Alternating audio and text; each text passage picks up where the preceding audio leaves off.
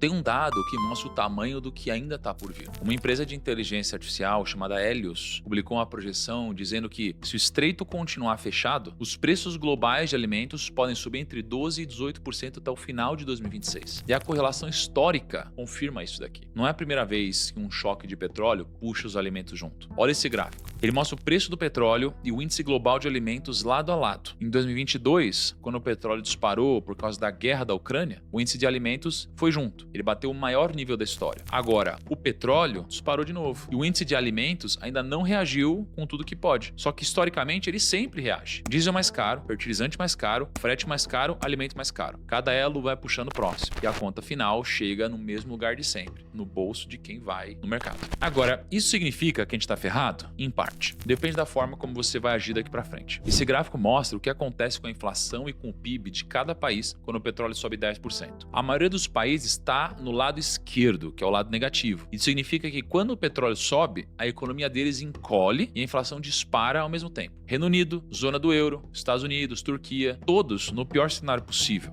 que os economistas chamam de estagflação. Agora, olha onde está o Brasil. Ele está no lado direito, positivo no eixo do PIB. O Brasil é exportador líquido de energia. Quando o petróleo sobe, o país como um todo se beneficia, mais receita de exportação, balança comercial melhor, mais royalties entrando no governo. E aí o BTG calculou que com o Brent a $100, o superávit comercial brasileiro aumenta em 20 bilhões de dólares e o resultado fiscal do governo melhora em quase 100 bilhões de reais. Só que isso não protege você. Não protege o caminhoneiro do preço do diesel, não protege quem vai no supermercado, não protege quem tem um financiamento atrelado à Selic. E o Brasil, como país, ganha com o petróleo mais caro. Só que o brasileiro, como consumidor, paga a conta do mesmo jeito. Produzir petróleo não imuniza a gente da inflação do próprio petróleo. E a história mostra pra gente que quando o petróleo fica acima de $100 por tempo suficiente, uma coisa sempre acontece, que é a recessão.